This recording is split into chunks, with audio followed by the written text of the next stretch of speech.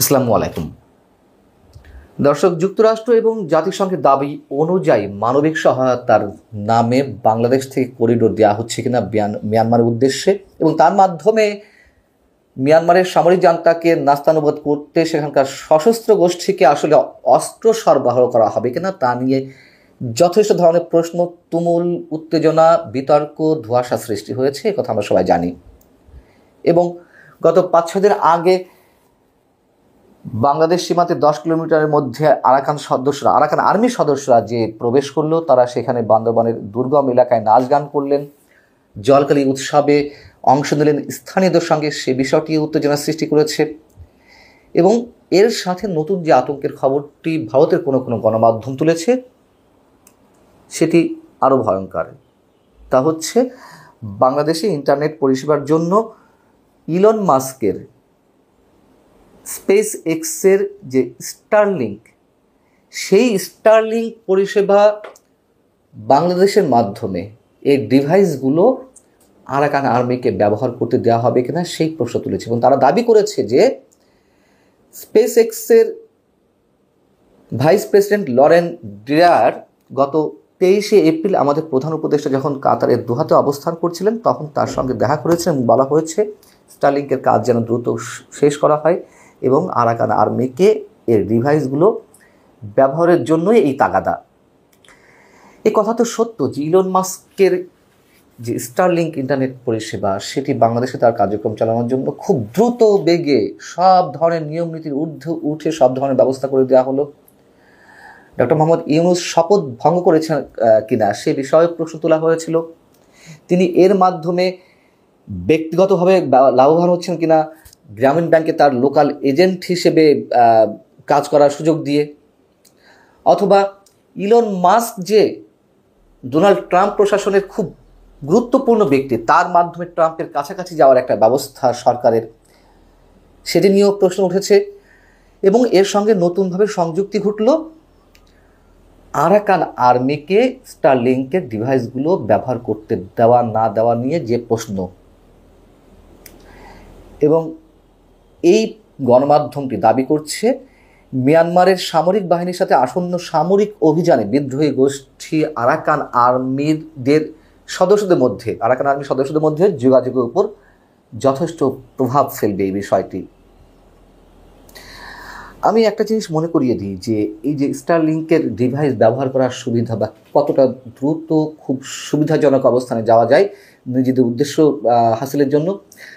গত সেপ্টেম্বরে 2024 সেপ্টেম্বরে ভারতের মণিপুরীতে মেইতেই এবং কুকি জনগোষ্ঠীর মধ্যে যে জাতিগত সংঘাতের সৃষ্টি হলো, তখন যে অস্ত্রগুলো উদ্ধার করা হয়েছিল বিভিন্ন জায়গা থেকে তার সাথে পাওয়া গিয়েছিল স্টারলিংকের ডিভাইসও।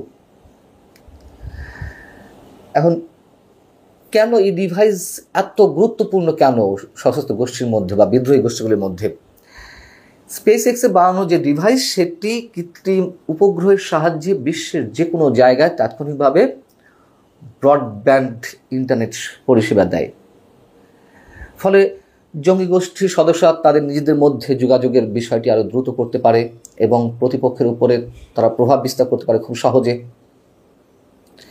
সেই জায়গা থেকে এরকম একটি ঘটনা আমরা জানতে পেরেছিলাম, ভারতের গণমাধ্যমে সেটি প্রকাশ করেছিল। সেই সময় ইলন মাস্ক যেটি দাবি করেছিলেন তা হচ্ছে এরকম কিছু হতে পারে না, তার কারণ ভারতের জঙ্গি গোষ্ঠীগুলোর কাছে এই যন্ত্র থাকা সম্ভব নয়। এর কারণ হিসেবে তিনি বলছেন যে ভারতের উপরে থাকা স্যাটেলাইটগুলো বন্ধ করে রাখা হয়েছে স্পেস এক্সের, তাছাড়া ভারতে ওই যন্ত্র ব্যবহার করার সরকারি কোনো অনুমোদনও নেই। এটা আমরা জানি।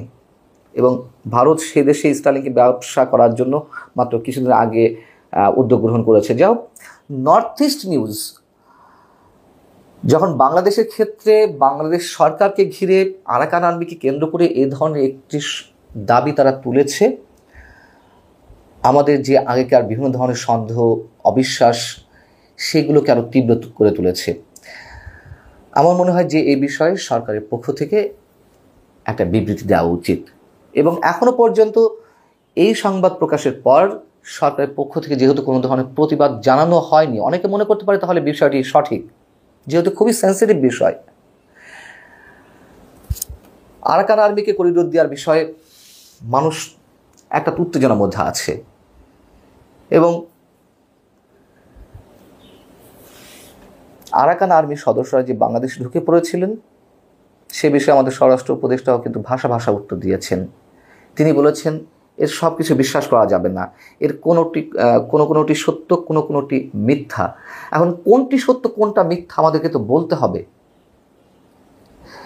এবং তার এটুকু বলা ছাড়াও কোনো উপায় ছিল না। তার কারণ যেভাবে ভিডিও ফুটেজটি ভাইরাল হয়েছিল, কিছুটা সত্যতা তাকে তো মেনে নিতেই হবে, এবং তিনি সেভাবেই বলেছেন।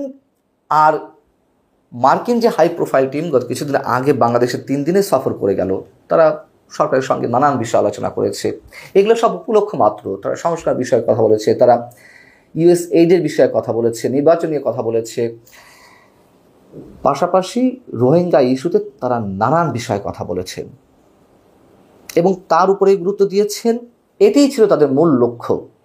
সেই জায়গা থেকে সরকার কি প্রতিউত্তর দিয়েছে আমরা জানি না। আমি এর আগে বলেছিলাম এই বিষয়টিও খোলাসা করা উচিত। যদি দেশের জন্য ভালো হয়ে থাকে তাহলে ওপেন তো বলতে হবে। আমি আবারও বলছি, লুকোচুরি যদি করা হয়ে থাকে সেটি মানুষের মধ্যে নানান ধরনের সন্দেহ, অবিশ্বাস, প্রশ্নের সৃষ্টি করছে। এবং সত্যিই যদি করিডোরের নামে সেখানে অস্ত্র সরঞ্জাম সরবরাহ করে যুক্তরাষ্ট্র, ভূ রাজনৈতিক দিক থেকে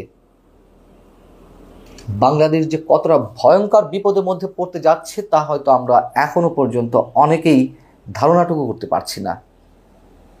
এবং যেই প্রক্সি ওয়ারের কথা বলা হচ্ছে, সেখানে যদি একবার বাংলাদেশ জড়িয়ে যায়, তাতে বাংলাদেশের স্বাধীনতা, সার্বভৌমত্ব যে কতটা ভয়ঙ্কর বিপদের সম্মুখীন হবে কেউ আলোচনা তুলছে না। আমরা আর এখানে সেই আলোচনা তুলতে চাই না। সরকারের হঠকারী সিদ্ধান্তে বাংলাদেশ একটা অনিশ্চিত ভবিষ্যতের দিকে এগোক, এটা নিশ্চয়ই ডক্টর মোহাম্মদ ইউনূস সরকারের চাওয়ার কথা নয়। আমরা সেটি আশা করব। আল্লাহ হাফেজ, ভালো থাকুন সবাই।